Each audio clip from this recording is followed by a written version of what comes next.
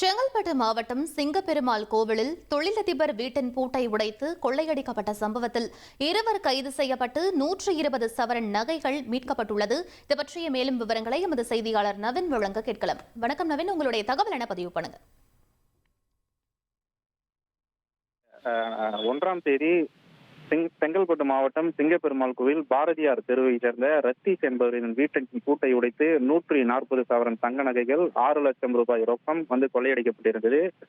இந்த சம்பவம் தொடர்பாக மறைமலை நகர் போலீசார் 4 தனிப்படைகள் அமைந்து தீவிர தேடுதல் வேட்டையில ஈடுபட்டிருந்தனர். இந்த சம்பவத்தில் ஈடுபட்ட நபர்கள் குறித்து விசாரணையை அவர்கள் முடுக்கிவிட்டிருந்தனர். தொடர்ந்து இந்த சம்பவம் நடந்த வீட்டின் சிசிடிவி காட்சிகள் இல்லாததால் அந்த பாரதியார் தெருவில் இருந்த 200க்கும் மேற்பட்ட சிசிடிவி காட்சிகளை போலீசார் ஆய்வு செய்தனர். அந்த ஆய்வில் அரசு பேருந்திலிருந்து 2 நபர்கள் சிங்கப்பெருமாள் கோவில் பேருந்து நிலையத்தில் இறங்கி அங்கிருந்து பாரதியார் தெருவில் சந்தேகத்திற்கான முறையில் நடந்து செல்வதும், தொடர்ந்து 2 மணி நேரத்திற்கு பிறகாக அவர்கள் ஒரு மூட்டையுடன் தொடர்ந்து பேருந்து நிலையம் அங்கிருந்து பேருந்து ஏறி செல்வதுமான சிசிடிவி காட்சிகள் தெரிய வந்தது. அதன் அடிப்படையில அந்த அரசு பேருந்தின் நடத்துனருடனும் போலீசார் விசாரணையை நடத்தினர். அந்த விசாரணையில கடலூர் பேருந்து நிலையத்திலிருந்து 2 பேர் மது போதையில் ஏறியதாகவும் அவர்கள் பேருந்தில் வரும் வழியில் சக பயணிகளிடம் தகராறில் ஈடுபட்டதாகவும் அவர்கள் நடத்துனர் காவல்துறையிடம் தெரிவித்திருந்தார்.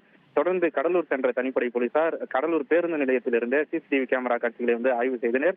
அதில் குற்றவாளிகளின் புகைப்படம் நல்ல தெளிவாக தெரிந்திருந்தது. அதனைத் தொடர்ந்து ஃபேஸ் ரெகக்னைஸ் சிஸ்டம் மூலமாக இந்த குற்றவாளிகளின் புகைப்படத்தை ஒப்பிட்டு அவர்கள் யார் என்பதை போலீசார் கண்டுபிடித்தனர். அதில் குற்றவாளிகள் கடலூர் நெல்லிக்குப்பம் பகுதியைச் சேர்ந்த செந்தில் முருகன் மற்றும் சென்னை ஆதம்பாக்கத்தை சேர்ந்த சதீஷ்குமார் என்பது தெரிய வந்தது. தொடர்ந்து அவர்கள் குறித்த பின்னணியை போலீசார் தொடர்ந்து விசாரித்தனர். அதில் 30க்கும் மேற்பட்ட திருட்டு வழக்குகள் இருவர் மீதும் உள்ளது தெரிய வந்தது.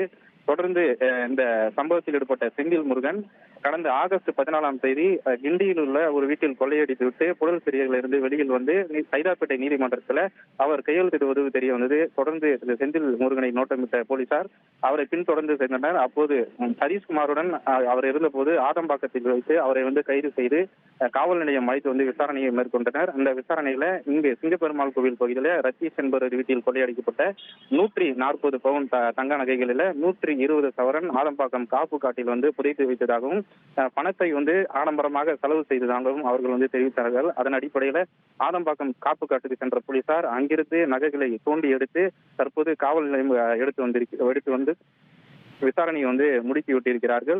மேலும் இந்த சம்பவத்தில் வேறு யாரேதும் தொடர்பு இருக்கிறதா என்பது குறித்தும் விசாரணையானது நடத்தப்படுகிறது. தொடர்ந்து கைது செய்யப்பட்ட 2 பேரை நீதிமன்றத்தில் ஆஜர்படுத்தி சிறையில் அடைக்க போலீசார் தீவிரமான பணியில ஈடுபட்டு வருகிறார்கள்.